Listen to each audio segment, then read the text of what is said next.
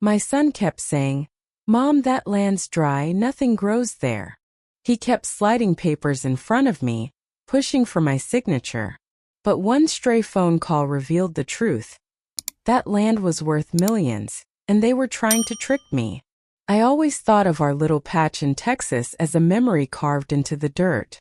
Just a few acres of sunburnt earth my late husband, George, had bought back in the 1960s. He'd told me, "Land is the only thing they ain't making more of." He was right, but Lord, the soil there was stubborn as a mule. Year after year we tried a garden. Tomatoes shriveled, corn bent over like it was bowing to the sun, and even the okra, mind you, gave up after a few weeks. Still, that place meant something to me. George and I had walked it together, dreaming of what could be. After he passed, I kept paying the taxes, even when neighbors shook their heads and said I was wasting money. To me it wasn't dirt. It was memory. My son Robert never saw it that way. Every time I mentioned the land, his answer was sharp and quick, like he'd rehearsed it. "Mom, it's barren. Nothing grows there." He'd say it with this mixture of pity and irritation, like I was clinging to something foolish. One afternoon, I was sitting at the kitchen table with my sewing basket, patching up a tear in one of his old flannel shirts. He came in, tossed a stack of mail on the table, and nodded at the property tax notice sticking out of the pile. "You know," he said, pouring himself coffee, "we ought to let that land go. It's just draining money. Nobody's gonna farm it, Mom. It's worthless." I didn't look up right away. I threaded my needle and pulled it through the fabric, nice and slow. Finally I said, "Your father didn't think so." Robert sighed, the way he always did when he thought I was being sentimental. "Dad bought it in another time. Things are different now." But were they? The land hadn't changed. It was the same stretch of dry grass and mesquite trees. What had changed was Robert. He was restless, always pressing about one thing or another. Selling, moving, updating, replacing. He talked like patience was a disease and money the only cure. That day, he reached across the table and tapped the tax notice with his finger. "I can take care of this for you. Just let me handle it. You've got enough on your plate." Something in his tone unsettled me. It wasn't just about helping. It was about control. The next weekend, I drove out to the land by myself. The tires kicked up dust as I pulled off the highway. I sat there in the truck for a while, looking out at the expanse of yellow-brown grass waving in the hot wind. To anyone else, it probably looked useless. But I remembered George showing me where he wanted to build a little shed. Remembered how we once brought a picnic basket and sat under the one scrawny oak tree, laughing about how we'd retire to the ranch.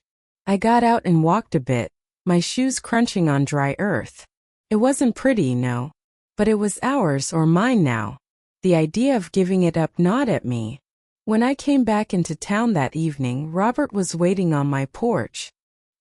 He was leaning against the railing, arms crossed, as though he'd been thinking hard. "Mom," he said as I walked up, "you've got to let this go. That land isn't worth a dime." I brushed past him, set down my purse, and unlocked the front door. He followed me in, his voice more insistent now. "You're hanging on to something that doesn't make sense. I know people, Mom. I can save you the trouble. Just trust me on this one." The way he said it, "I know people," struck me odd. Robert worked in insurance, not farming or real estate. What people could he possibly know about that land? I turned to face him. "Why do you care so much? It's just a patch of dirt, right?" He hesitated. Just for a second, but I saw it. His eyes flickered, and he smoothed it over quick. "Because I don't want you wasting money." But his concern felt heavier than that. It wasn't just taxes. There was something he wasn't saying. That night after he left, I sat in the quiet kitchen. The clock ticked, and the house smelled faintly of the roast I'd cooked earlier. I thought about the way Robert had pressed, the way his voice had hardened. I whispered to the empty room, barren land, nothing grows there. But I wasn't sure I believed it anymore.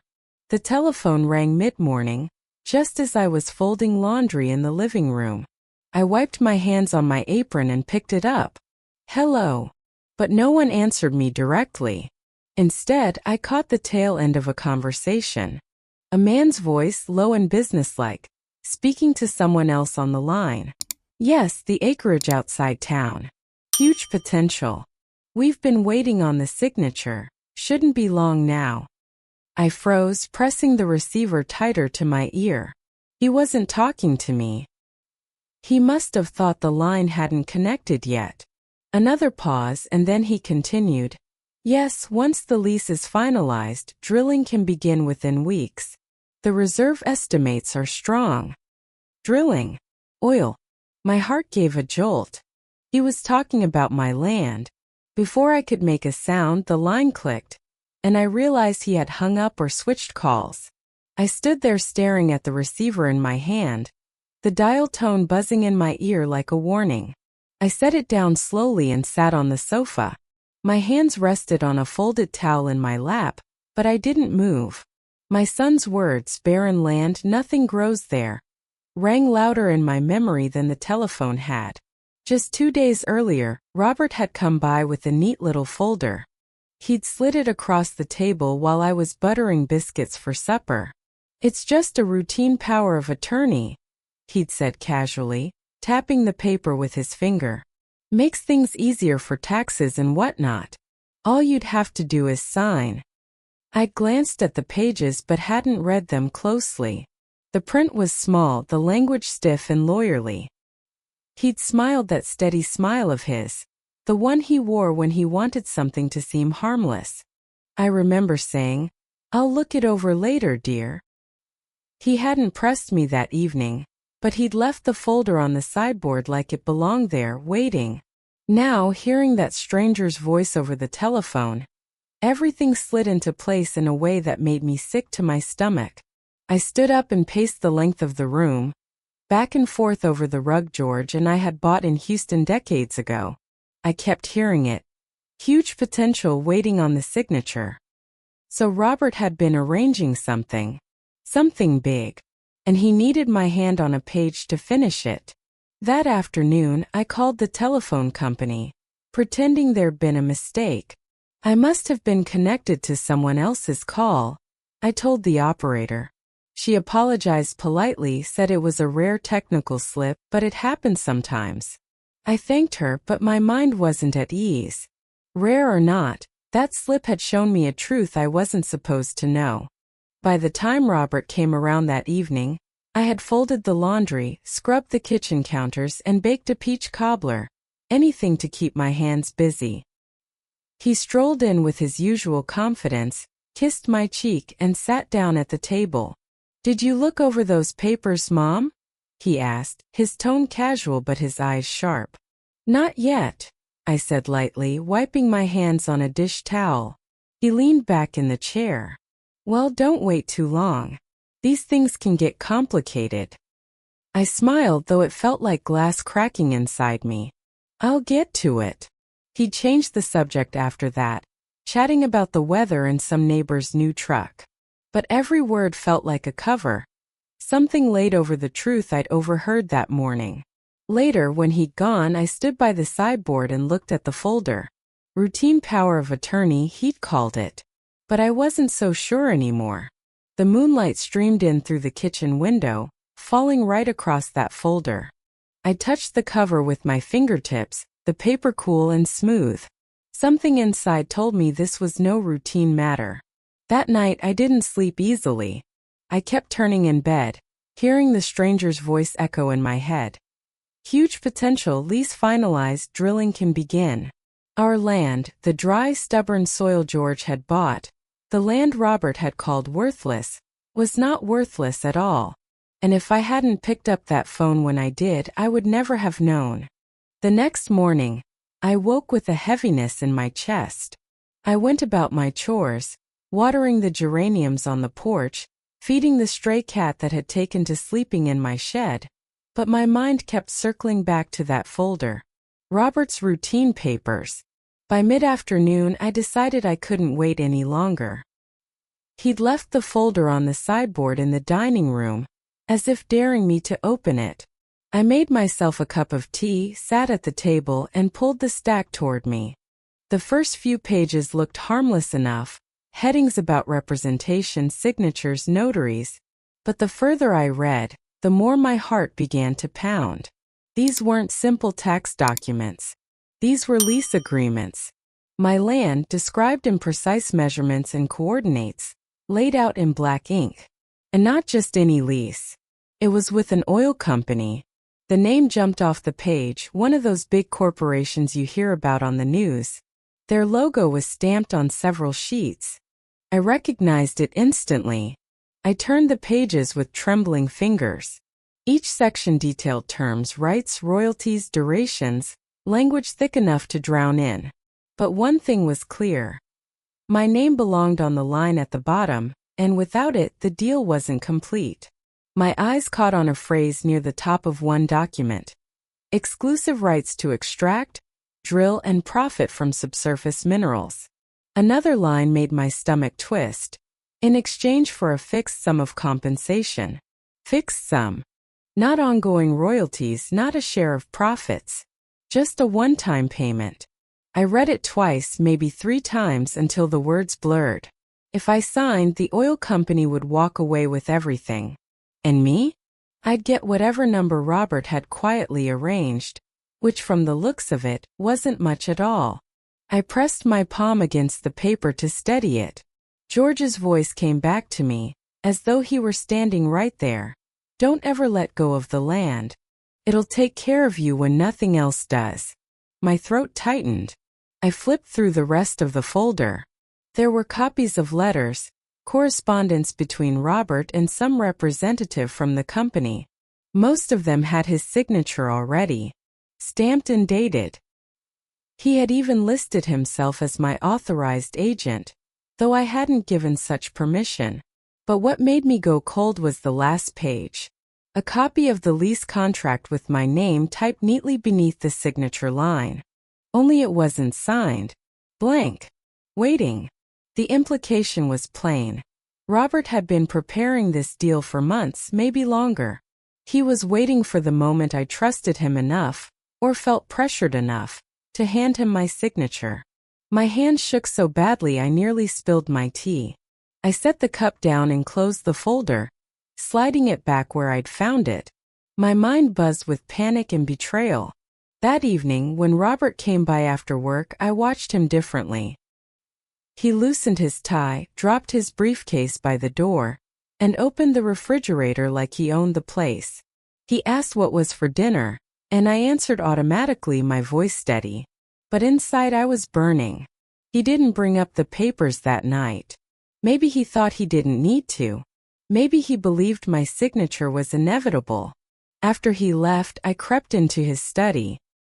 He kept a small desk in the corner room he sometimes used when he stayed over. Normally, I never touched his things.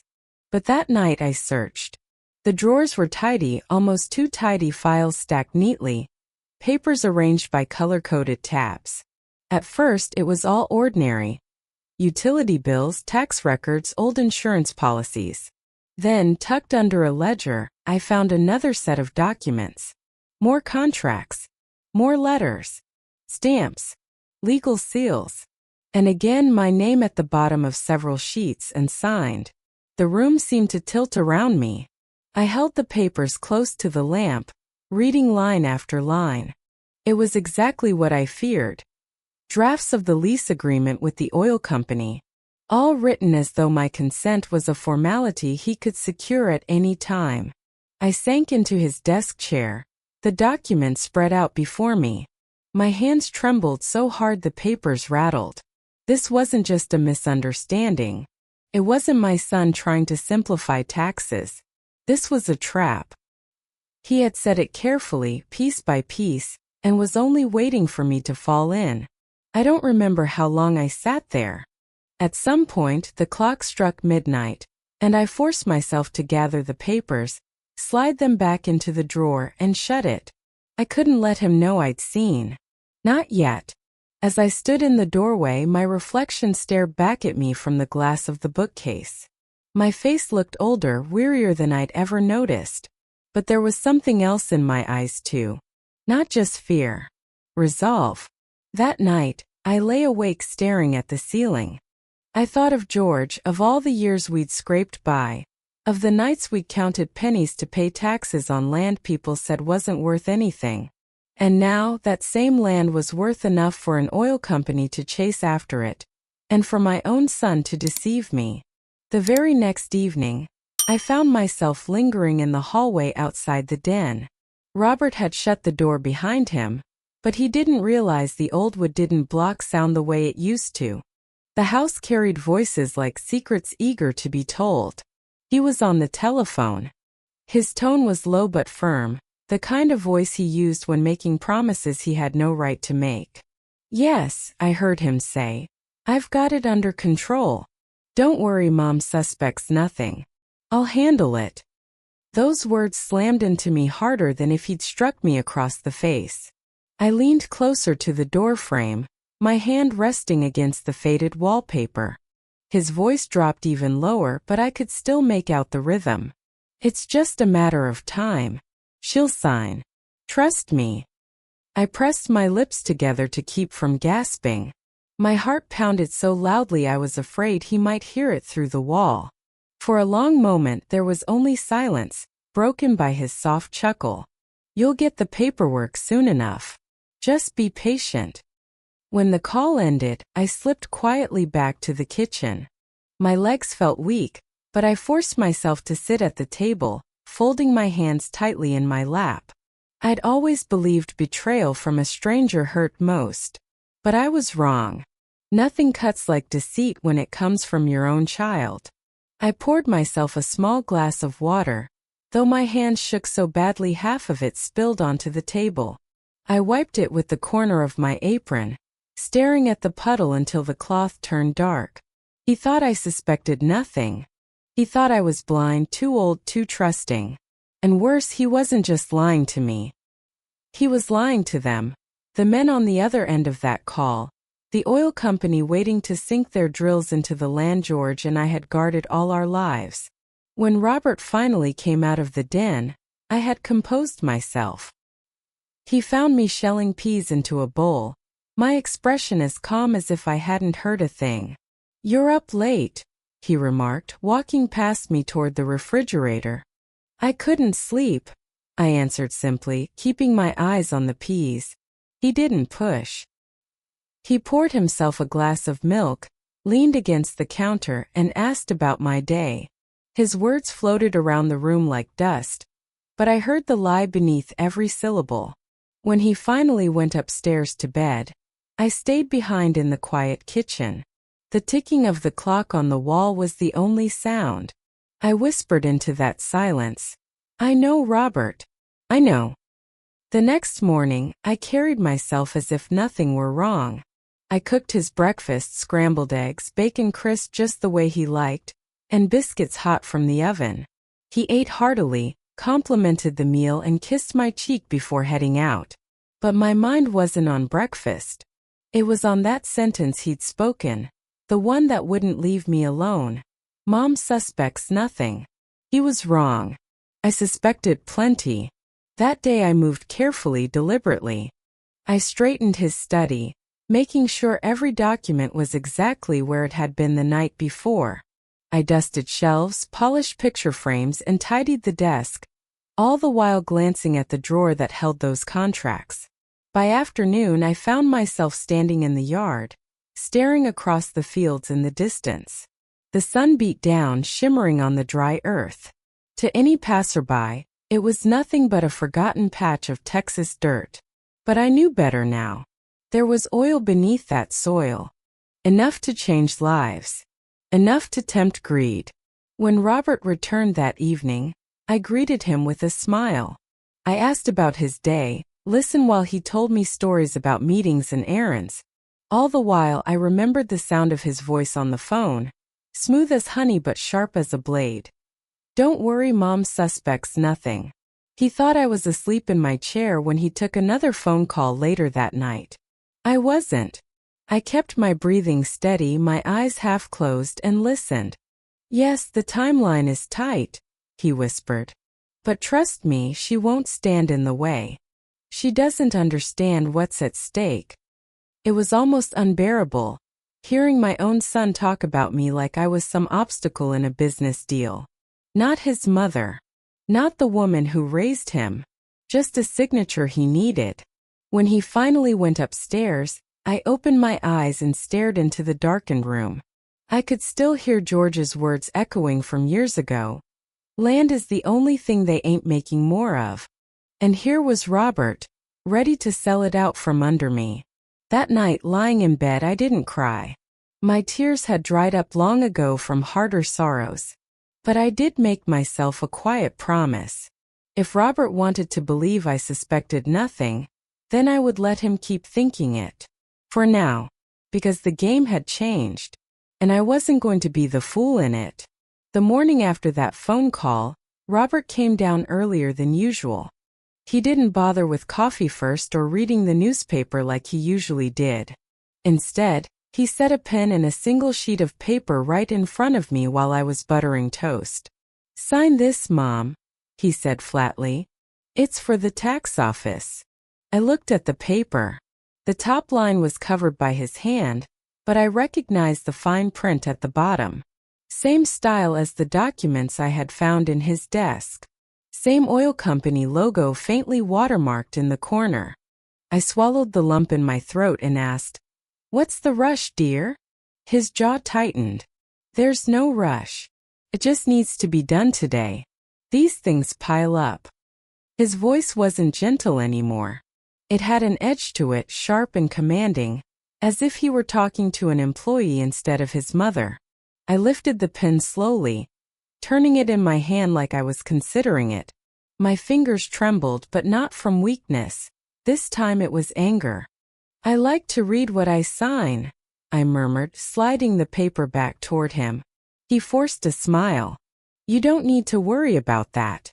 I've already looked it over. It's nothing." Nothing. That word stuck in my ears. Nothing, he said, about land worth millions.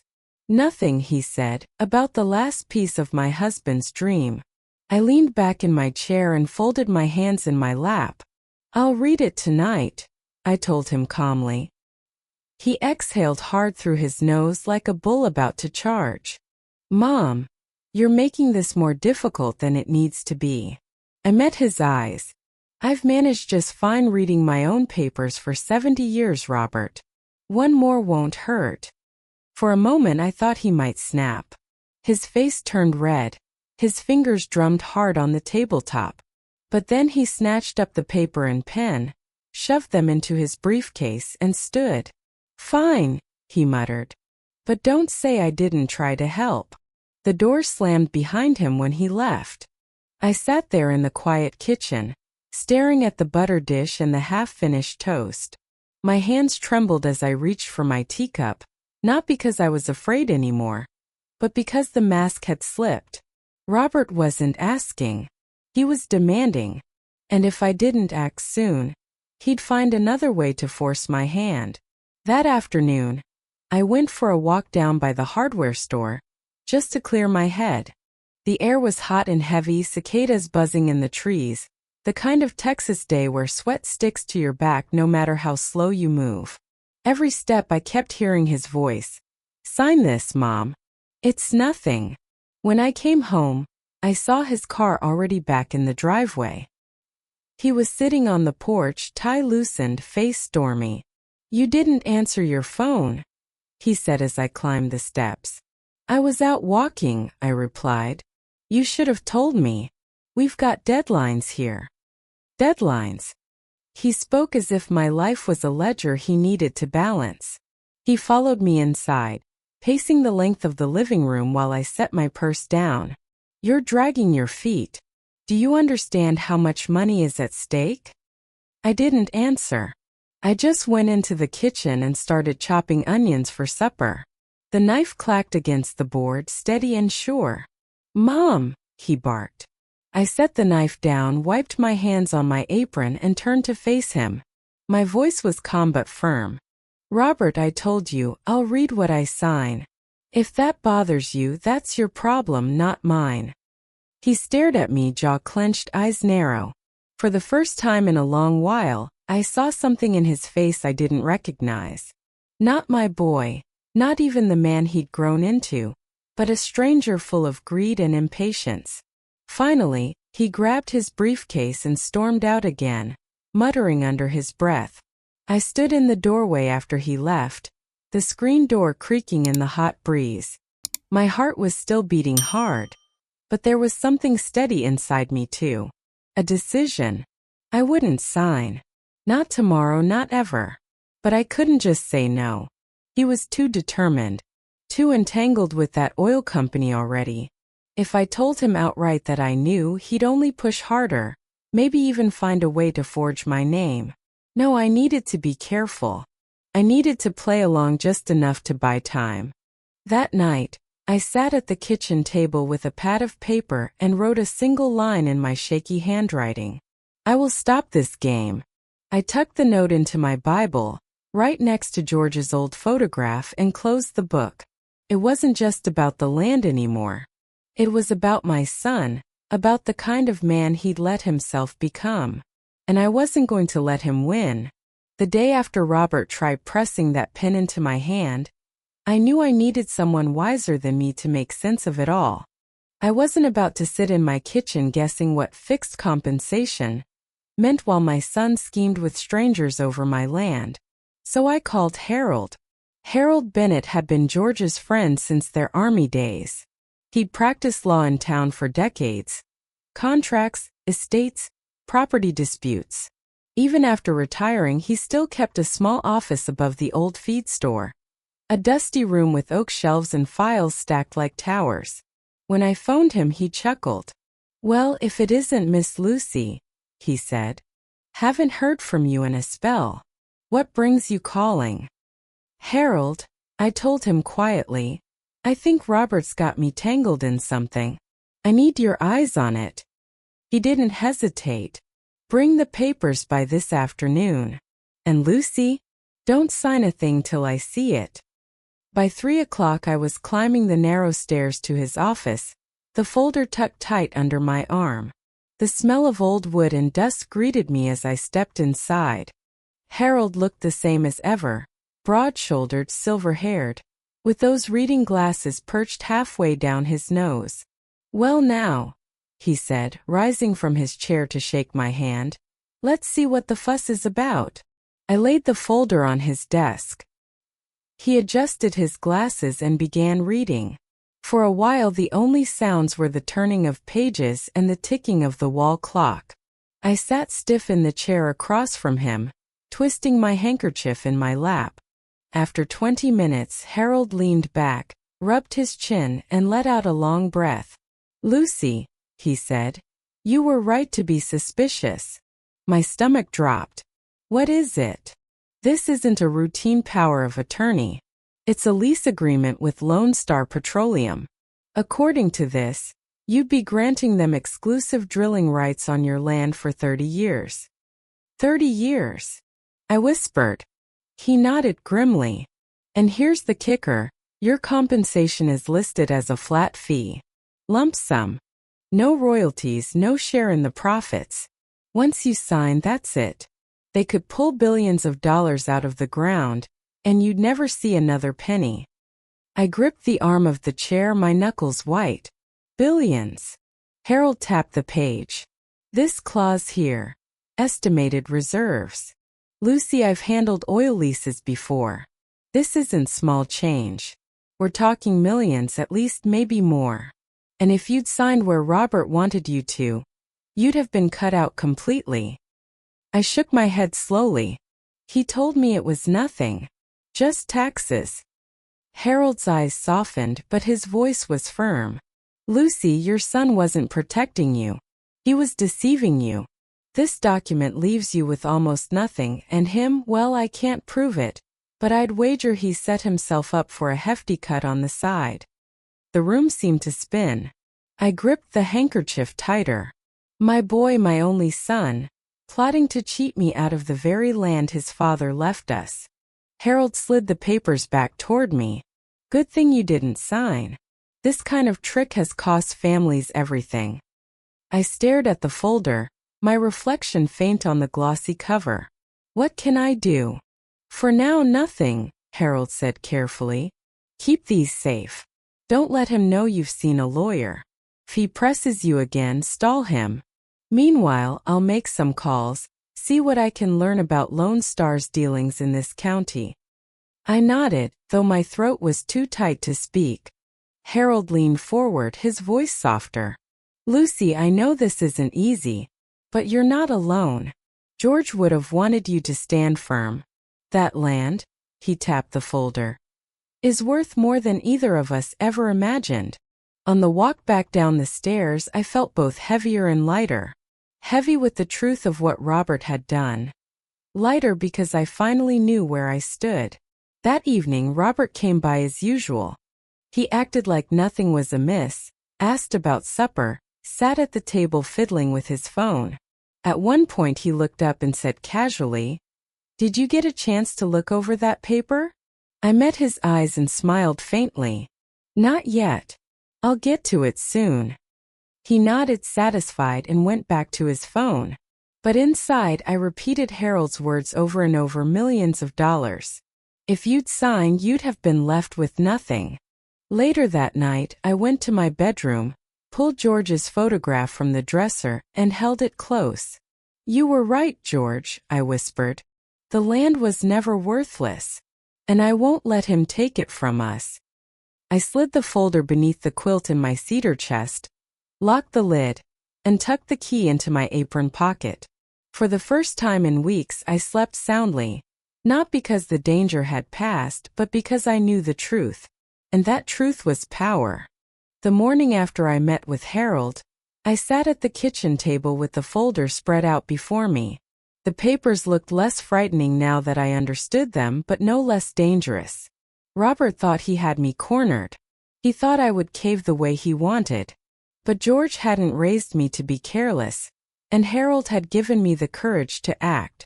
If Robert was playing games, I would play too, but on my own terms.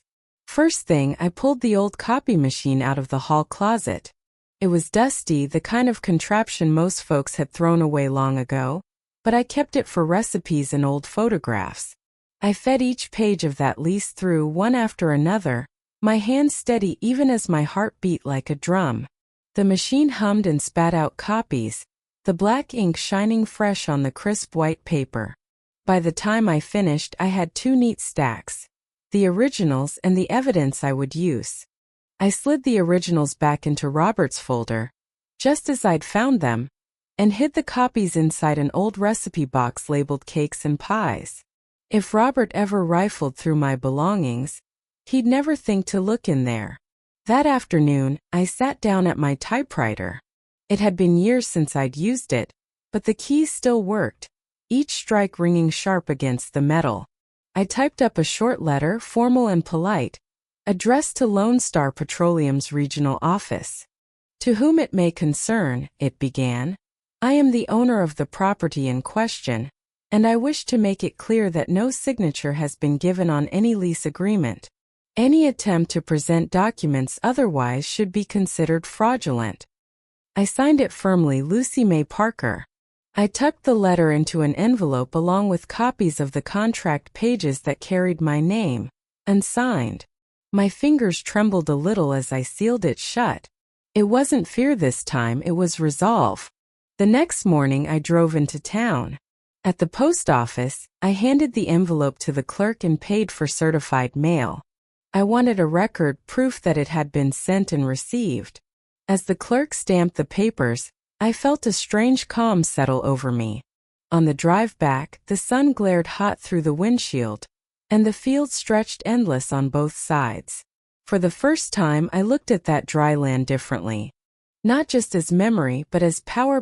Robert thought he could steal power I wasn't about to hand over. That evening, Robert came by. He was cheerful, almost too cheerful, talking about how things were moving along nicely. He never mentioned the folder or the papers, but I noticed the way his eyes kept flicking toward the sideboard. He was waiting, watching for the moment I'd give in. played my part. I served him supper, fried chicken, mashed potatoes, green beans, and kept my voice light.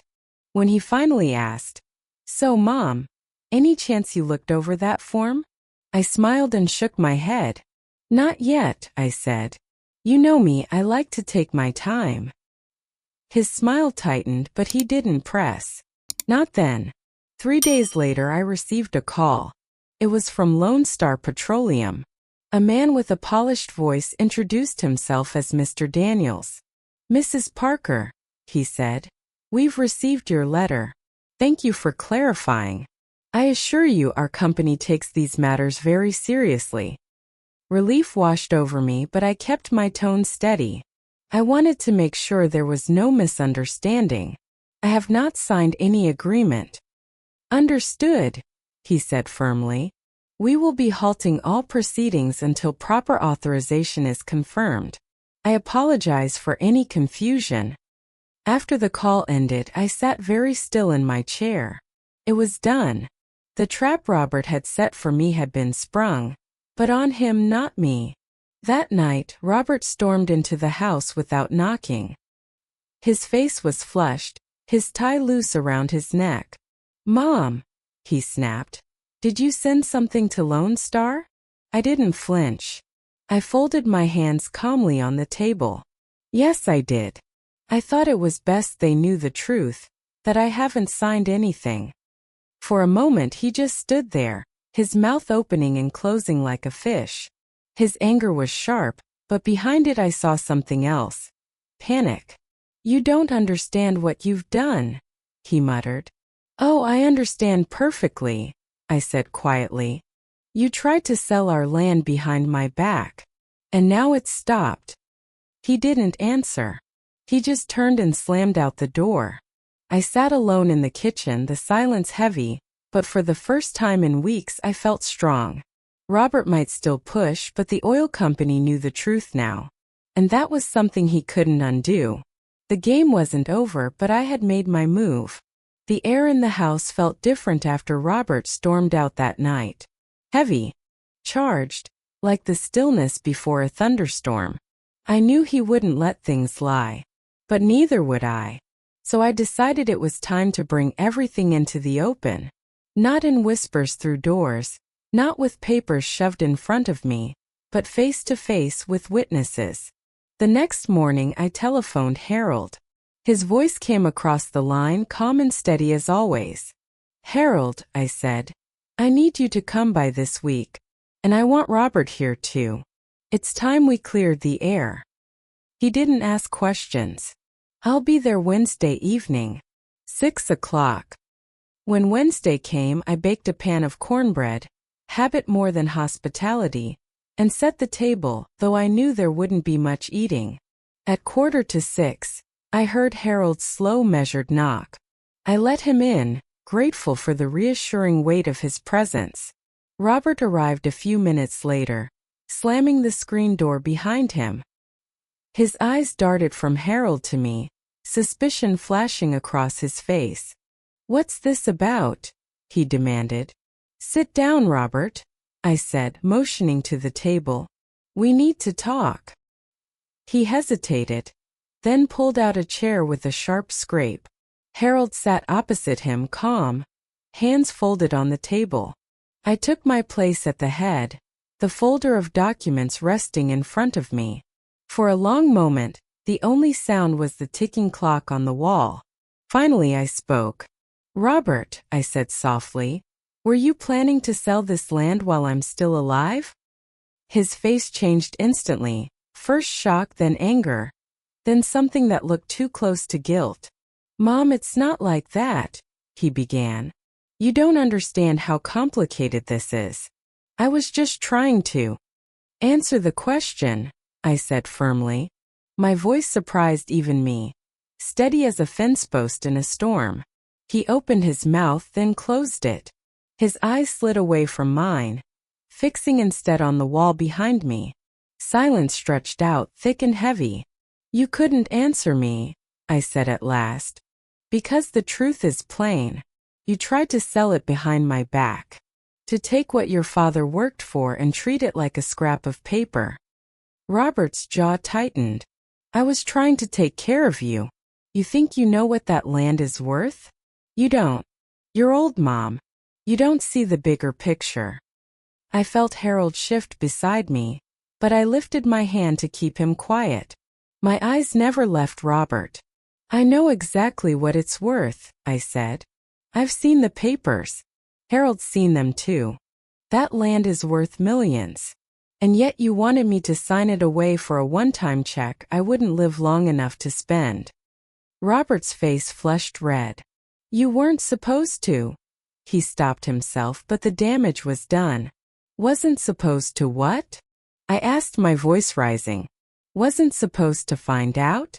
Wasn't supposed to realize my own son thought me too blind to notice? The silence that followed was sharp as glass. Finally, Harold leaned forward. His voice was calm but carried weight. Robert, your mother isn't confused. She knows exactly what you were arranging. Lone Star Petroleum has already been informed no authorization was given. The process has been halted. Robert's eyes snapped to Harold. You went behind my back? No, I said quietly. You went behind mine. He pushed back from the table, standing so quickly the chair toppled over. His fists clenched at his sides. You've ruined everything, he hissed. I rose slowly, my knees aching but steady under me.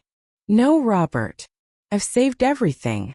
Your father's land, my dignity, our family name. What little of it you haven't already tarnished. For a moment his eyes met mine. And in that instant I saw the boy he used to be. The child who once helped George mend fences, who used to run through those very fields barefoot, laughing. But that boy was long gone. Replaced by a man blinded by greed. He looked away, jaw tight, chest heaving. Then without another word, he grabbed his briefcase and stormed out the door. The screen banged hard against the frame, rattling in its hinges. The silence afterward felt enormous. I sank back into my chair, exhausted but firm. Harold reached across the table, covering my hand with his. You did right, Lucy, he said softly. It's hard, but you did right. I nodded, though my throat ached. Staring at the empty chair Robert had left behind, I knew something had broken between us. Something that might never mend. But the land was safe. And for now that was enough. The days after that confrontation felt strange, quiet but not peaceful. Robert didn't come by. His car didn't appear in the driveway, and the phone stayed silent. For the first time in years, I went a whole week without hearing my son's voice. I wish I could say I didn't mind, but the truth is silence from your own child weighs heavy on a mother's heart. Still, there was a steadiness inside me. The land was safe for now. Lone Star Petroleum had backed off, thanks to my letter and Harold's guidance. I thought maybe that was the end of it. Then one afternoon the telephone rang. The voice on the other end introduced himself as Mr. Carter from Lone Star's rival company, Southern Cross Energy. Mrs. Parker, he said warmly. We heard there was some confusion about a recent lease agreement. I want to assure you we deal directly with landowners only. If you're open to discussions, we'd like to present a fair proposal to you personally. I felt my spine stiffen. Another oil man. Another offer. But there was something different in his tone. Not sly or secretive, just straightforward. I don't sign anything without reading it first, I told him firmly. He chuckled lightly. That's exactly how it should be, ma'am. If you'd allow, I'd like to come by tomorrow with some paperwork. You can look it over at your own pace. I hesitated. A part of me wanted to slam the door on the whole business. But another part, the practical part, remembered Harold's words. That land is worth millions. All right, I said at last. Tomorrow afternoon. When I hung up, I sat at the table staring at the receiver. George and I had bought that land for a few $100s. Now here I was being courted by oil companies. Life had a strange way of circling back. The next day, Mr. Carter arrived right on time. He was a tall man in a crisp suit, his handshake firm but not overbearing. Harold had insisted on being there too, and I was glad for it. We sat in the living room, sunlight slanting across the rug, while Mr. Carter laid out a fresh set of documents. "This is a standard lease," he explained, sliding the pages toward me. "You remain the landowner. We lease drilling rights, and in return, you receive a signing bonus plus royalties on every barrel produced. You can end the contract if certain conditions aren't met. Everything is spelled out clearly." I picked up the first page, scanning the words. It was still heavy legal language, but already it looked different from Robert's pile of trick papers. There were percentages listed, terms that mention ongoing payments, and landowner rights. Harold adjusted his glasses, reading more carefully. After several minutes, he leaned back and gave me a small nod. "Lucy, this is fair. Better than most I've seen." I turned to Mr. Carter. "And you're offering this to me? Not through my son, not through anyone else?" "Directly to you," he confirmed. "We prefer to deal with landowners face to face. Too many bad apples out there cutting side deals." For the first time in weeks, I felt a flicker of pride rather than fear. This contract bore my name, not as a pawn but as the rightful owner. "What kind of numbers are we talking about?" I asked carefully. Mr. Carter smiled. "The bonus alone would be in the hundreds of thousands, Mrs. Parker. Royalties could be several times that, depending on production. To put it plainly, this land could provide you with security for the rest of your life and then some." The room was silent except for the ticking clock. I glanced at George's photograph on the mantel. "The land will take care of you when nothing else does." He'd been right all along. I set the papers down gently. "I'll need time to read it through." "Of course," Mr. Carter said, standing. "Take all the time you need. I'll leave you my card." After he left, Harold stayed behind. He placed a hand over mine. "Lucy, this is your victory. Don't let guilt cloud it. Robert tried to steal from you, but now you're in control." That night, I sat at the table with the document spread before me. The numbers almost didn't seem real. I thought of all the times Robert told me that land was worthless, how he dismissed it as barren dirt. And now here it was, a fortune waiting to be signed. I didn't rush. I read each page slowly, my finger tracing the lines. For once, there was no hidden trap. By the time I put the papers away, my decision was clear. The land would finally give back. Not to Robert, not to schemers, but to me, the one who had guarded it all these years. And this time I would sign on my own terms. The papers from Southern Cross Energy still sat on my table, neat and heavy with promise, when I went to fetch my old will from the cedar chest. It smelled faintly of mothballs and lavender, like so many things tucked away for too long. I opened the envelope and spread the yellowed pages out before me. The names, the signatures, the old intentions, all written at a time when I still trusted Robert. Back then, I believed legacy was simple. A mother leaves her land to her son, and he honors it. But the past weeks had burned away that illusion like sun on morning mist. What good was legacy if it only bred greed? So I called Harold. "I want it redone," I said, my voice firmer than it had been in years. Every last word. We met at his office, a small book-lined room that smelled of dust and ink. He pushed his glasses up his nose and listened while I laid it all out. The deception, the forged papers, the threats disguised as concern. His face never changed, but I saw the sadness in his eyes. "Lucy," he said gently, "are you sure?" "I am," I replied. "This land should go to those who value honesty, not hunger." So together we drafted a new will.